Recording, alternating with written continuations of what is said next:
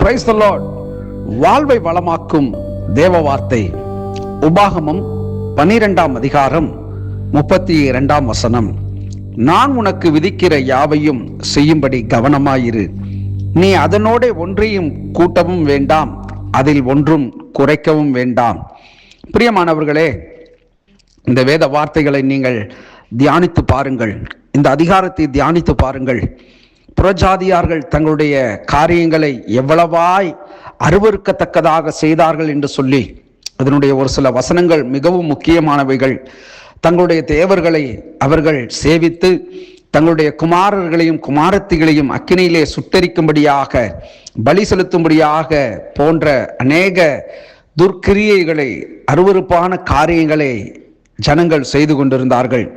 ஆனால் கர்த்தருடைய பிள்ளைகளுக்கு தேவன் அவர்கள் செய்வித்த காரியங்களை நீ செய்யாதபடிக்கு நீ கவனமாயிரு என்று நம்மை எச்சரிக்கிறார்.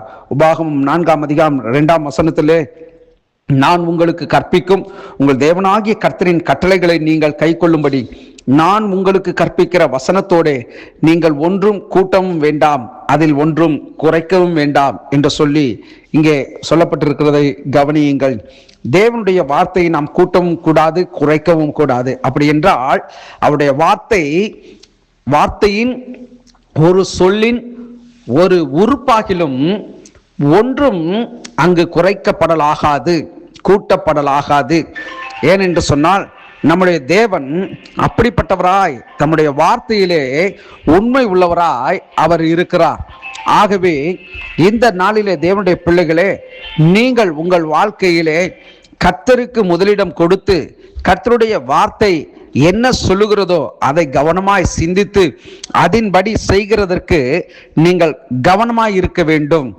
ஆகவே தேவனுடைய பிள்ளைகளாகிய நாம் இங்கே சொல்லப்பட்டிருக்கிற வார்த்தையின்படி, யோசுவாவிலே சொல்லப்பட்டிருக்கிறது 1:7, என் தாசனாகிய மோசே உனக்கு கற்பித்த நியாயப்பிரமாணத்தின்படியெல்லாம் செய்ய கவனமாயிருக்க மாத்திரம் மிகவும் பலங்கொண்டு திடமனதாயிரு. நீ போகும் இடமெல்லாம் புத்திமானாய் நடந்து கொள்ளும்படிக்கு அதை விட்டு வலது இடதுபுறம் விலகாதிருப்பாயாக. இப்படி அநேக இடங்களிலே தேவனுடைய வார்த்தை கவனமாயிரு, விலகாதிருப்பாயாக, எச்சரிக்கையாயிரு, கட்டளை இடவில்லையா, கட்டளை இட்டிருக்கிறேன் என்கிற அதிகாரத்துவமான அவருடைய வார்த்தைகள் அதிகமாக வேதத்தில் சொல்லப்பட்டிருக்கிறது. ஆகவே தேவ பிள்ளையே, தேவனுடைய வார்த்தைக்கு முக்கியத்துவம் கொடுக்கிற நாம் இந்த வார்த்தைகளிலே மிகவும் கவனமாய் இருக்க வேண்டும். தேவன் சொல்லாத ஒன்றை சொன்னார் என்று நாம் பொய்யாய் சொல்லி நாம் நம்முடைய வாழ்க்கையை அழித்து விடக்கூடாது. தேவனுடைய கற்பனைகளை நாம் கை கொண்டு, தேவனுடைய பிரமாணங்களை கை கொண்டு அவருடைய கிருபையிலேயே நாம் அனுதினமும் வளர்ந்து பெருக வேண்டும். அவருடைய வார்த்தையின் ஒன்றையாகிலும் நாம் கூட்டவோ குறைக்கவோ கூடாது. தேவன் புறஜாதிகளுக்கு தம்முடைய நீதியை அவர் செய்கிறவராயிருக்கிறார். நீதிமானுக்கு ஒரு கேடும் வராது என்பதை போல இந்த நாளிலே அவருடைய வார்த்தையை கவனமாய் கை கொள்ளுகிறவர்களுக்கு ஒரு தீமையும் ஒரு கேடும் வராது. இந்த நாளிலே அவருடைய வார்த்தைக்கு நீங்கள் முக்கியத்துவம் கொடுங்கள், அவருடைய வார்த்தையின்படி நடவுங்கள்.